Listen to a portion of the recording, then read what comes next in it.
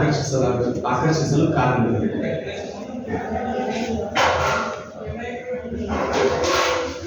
ಗುಮ್ಮಟ ನಗರಿಯ ಜೊತೆಗೆ ಜ್ಞಾನದ ನಗರಿಯಾಗಿ ರೂಪುಗೊಂಡಿರುವ ಈ ನೆಲದಲ್ಲಿ ಜಿಲ್ಲಾ ಮಟ್ಟದ ಸಹಪಠ್ಯ ಚಟುವಟಿಕೆಗಳಲ್ಲಿ ಪಾಲ್ಗೊಂಡಿರುವ ಎಲ್ಲ ಬಂಧುಗಳಿಗೆ ನನ್ನ ನಮನಗಳನ್ನು ಸಲ್ಲಿಸ್ತಾ, ಕಪ್ಪಿರಲಿ ಬಿಳುಪಿರಲಿ ಬಣ್ಣ ಏನೇ ಇರಲಿ, ಮತಿಗೆ ಮೌಲ್ಯವೇ ಹೊರತು ಆಕಾರಕ್ಕಲ್ಲ. ರೂಪ ಹೊರ ಆವರಣ, ಗುಣವು ನಿಜ ಬಡಕನ್ನು. ಹಾಗಾದ್ರೆ ಯಾವುದನ್ನ ಗೌರವಿಸಬೇಕು ಅಂದ್ರೆ ಮುತ್ತುರಾಮ ಹೇಳ್ತಾರೆ, ಗೌರವಿಸು ಚೇತನವ ಅಂತ ಹೇಳ್ತಾರೆ. ನಮ್ಮ ಮಕ್ಕಳು ನಮ್ಮೆಲ್ಲರ ಕನಸು, ನಮ್ಮೆಲ್ಲರ ಭವಿಷ್ಯ. ಹಾಗಾದ್ರೆ ಮಕ್ಕಳ ಬದುಕನ್ನ ನಾವು ರೂಪಿಸುವ ಸಂಕಲ್ಪವನ್ನ ಹೊತ್ತಿರುವ ನಾವುಗಳೆಲ್ಲ ಎಲ್ಲ ಹಿರಿಯರು ಹೇಳುವ ಹಾಗೆ ಮಕ್ಕಳ ಬದುಕನ್ನ ರೂಪಿಸುವ ಶಕ್ತಿ ಇರೋದು ಅದು ಶಿಕ್ಷಣಕ್ಕೆ.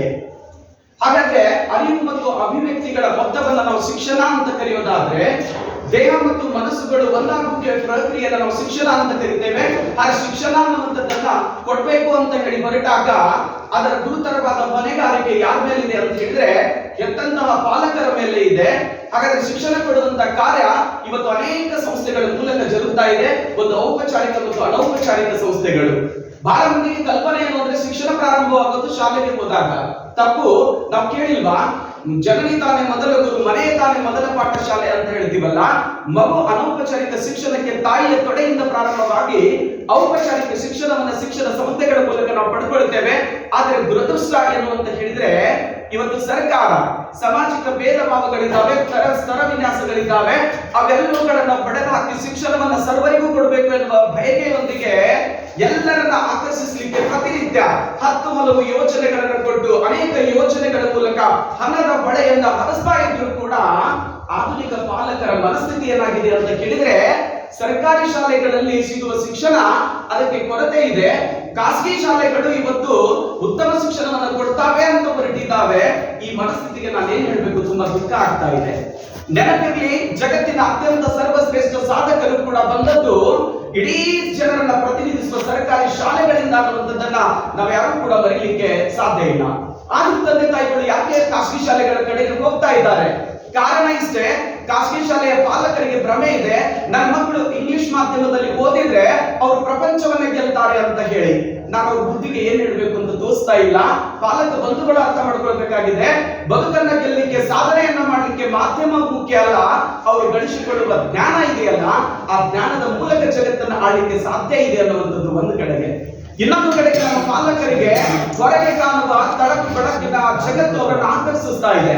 ನೀಟಾದಂತ ಯೂನಿಫಾರ್ಮ್ ಇರಬೇಕು, ಅವರಿಗೆ ಶೂ ಇರಬೇಕು, ಮನೆಗೆ ಬಂದ ತಕ್ಷಣ ತಂದೆ ತಾಯಿಗಳಿಗೆ ಮಮ್ಮಿ ಡ್ಯಾಡಿ ಅಂತ ಹಾಯ್ ಹೇಳಬೇಕು, ಮಕ್ಕಳಿಗೆ ಗೊತ್ತಾಗ್ಬಿಡುತ್ತೆ ಇಲ್ಲಿ ಶಿಕ್ಷಣ ಚೆನ್ನಾಗಿದೆ ಅಂತ ಹೇಳಿ. ಹೀಗೆ ಮಮ್ಮಿ ಹಾಯ್ ಬಾಯ್ ಅಂತ ಹೇಳಿ ಕಲಿತಿರುವಂತ ಮಕ್ಕಳು ಕೊನೆಗೊಂದು ದಿನ ಇವತ್ತು ಸಂಸ್ಕಾರವನ್ನ ಮರೆತು ಅವರನ್ನೇ ಇವತ್ತು ಅನಾಥಾಶ್ರಮಗಳಿಗೆ, ವೃದ್ಧಾಶ್ರಮಗಳಿಗೆ ಸೇರುವ ಪರಿಸ್ಥಿತಿ ಬಂದಿದೆ. ಆದ್ರೆ ಹೆಮ್ಮೆ ಇದೆ, ಗೌರವ ಇದೆ. ನಮ್ಮ ಸರ್ಕಾರಿ ಶಾಲೆಗಳು ಇವತ್ತು ಮಕ್ಕಳಿಗೆ ನಿಜವಾದ ಶಿಕ್ಷಣವನ್ನ ಕೊಡ್ತಾ ಇದೆ. ಶಿಕ್ಷಣ ಅಂದ್ರೆ ಅದು ಬದುಕು, ಶಿಕ್ಷಣ ಅಂದ್ರೆ ಅದು ಬೆಳಕು. ಎಲ್ಲಕ್ಕಿಂತ ಹೆಚ್ಚಿಗೆ ಮಾತೃ ದೇವೋಭವ, ಪಿತೃ ದೇವೋಭವ, ಆಚಾರ್ಯ ದೇವೋಭವ ಅಂತ ಹೇಳ್ತೀವಲ್ಲ, ಆ ಎಲ್ಲ ಸಂಸ್ಕಾರಗಳನ್ನ ಒಳಗೊಂಡಿರುವ ಶಿಕ್ಷಣವನ್ನ ಕೊಡುವಂತದ್ದು ಅದು ನಮ್ಮ ಸರ್ಕಾರಿ ಶಾಲೆಗಳು ಅನ್ನುವಂಥದ್ದನ್ನ ನಾವು ನೋಡ್ಬೇಕಾಗಿದೆ. ಇನ್ನೊಂದು ದುರಂತ ಏನು ಅಂದ್ರೆ ತಪ್ಪು ಕಲ್ಪನೆ ಇದೆ. ಒಂದು ವಸ್ತುವನ್ನ ಕಂಡುಕೊಳ್ಳಿ ಅಥವಾ ಏನೋ ಒಂದು ಕೊಂಡುಕೊಳ್ಳಿ, ನಮ್ ಜನರಿಗೆ ಕಲ್ಪನೆ ಏನ್ ಬಂದಿದೆ ಅಂದ್ರೆ ಯಾವುದಕ್ಕೆ ನಾವು ದುಡ್ಡು ಜಾಸ್ತಿ ಕೊಡ್ತೀವೋ ಅದು ಒಳ್ಳೆಯದಿರುತ್ತೆ, ಅದು ಉತ್ತಮ ಅನ್ನುವಂತ ಮನಸ್ಥಿತಿ ಇದೆಯಲ್ಲ, ಅದಕ್ಕೆ ನನಗೆ ತುಂಬಾ ಬೇಜಾರಾಗುತ್ತೆ. ಆದ್ರೆ ಸರ್ಕಾರಿ ಶಾಲೆಗಳಲ್ಲಿ ₹1 ಕೂಡ ತೆಗೆದುಕೊಳ್ಳೋದಿಲ್ಲ. ಅತ್ಯಂತ ಪ್ರಬುದ್ಧವಾದಂತ ಶಿಕ್ಷಕರಿರ್ತಾರೆ, ಒಳ್ಳೆಯ ಪರೀಕ್ಷೆಗಳನ್ನ ಫೇಸ್ ಮಾಡಿ ಬಂದಿರ್ತಾರೆ. ಎಲ್ಲ ಗುರುಗಳ ಜವಾಬ್ದಾರಿ ಒಂದೇ, ನಾನು ಸರ್ಕಾರದ ಸಂಬಳ ಪಡಿತಾ ಇದ್ದೇನೆ, ಮಕ್ಕಳು ನನ್ನ ದೇವರು, ಆ ಕಾರಣಕ್ಕೆ ಅವರು ಬದುಕನ್ನು ರೂಪಿಸಬೇಕು ಅನ್ನುವಂತ ಕಲ್ಪನೆಯನ್ನ ಇಟ್ಕೊಂಡು, ದೂರದೃಷ್ಟಿಯನ್ನು ಇಟ್ಕೊಂಡು ಸಂಸ್ಕಾರವನ್ನ ಕೊಟ್ಟು ಮಕ್ಕಳ ಬದುಕನ್ನು ಬೆಳಗುವ ಪ್ರಕ್ರಿಯೆಯಲ್ಲಿ ಅವರು ತೊಡಗಿದ್ರೆ, ಇವತ್ತು ಕೇವಲ ಶಿಕ್ಷಣ ಅಂದ್ರೆ ಏನಾಗಿದೆ? ಮಕ್ಕಳು ಯಾಕೆ ಆತ್ಮಹತ್ಯೆಗಳನ್ನ ಮಾಡ್ಕೊಳ್ತಾ ಇದ್ದಾರೆ? ಯಾಕೆ ಮನಸ್ಸುಗಳ ಮಧ್ಯದಲ್ಲಿ ಗೋಡೆಗಳು ನಿರ್ಮಾಣವಾಗ್ತಾ ಇದ್ದಾವೆ? ಕಾರಣ ಏನು ಅಂದ್ರೆ ಶಿಕ್ಷಣ ಅಂತನ್ನುವಂಥದ್ದು ಜೀವನವನ್ನು ರೂಪಿಸುವ ಪ್ರಕ್ರಿಯೆ ಬದಲಾಗಿ ಇವತ್ತು ಶಿಕ್ಷಣ ಅಂದ್ರೆ ಅಂಕಗಳು, ಶಿಕ್ಷಣ ಅಂದ್ರೆ ರ್ಯಾಂಕ್ಗಳು ಅನ್ನುವಂತ ಸೀಮಿತ ಅರ್ಥಕ್ಕೆ ಬಂದು ಮುಟ್ಟಿರುವಂತಹ ಒಂದು ಕಾರಣದಿಂದಾಗಿ ಇವತ್ತು ಎಲ್ಲ ವೈಫಲ್ಯತೆಗಳನ್ನ ನಾವು ಸಾಕ್ಷೀಕರಿಸ್ತಾ ಇದ್ದೇವೆ. ನಾನು ವಿನಂತಿಯನ್ನ ಮಾಡ್ಕೊಳ್ತೇನೆ, ಖಾಸಗಿ ಶಿಕ್ಷಣಗಳನ್ನ ನಾನು ದೂಷಿಸೋದಿಲ್ಲ. ಅವರು ಕೂಡ ಶಿಕ್ಷಣವನ್ನು ಕೊಡ್ತಾರೆ.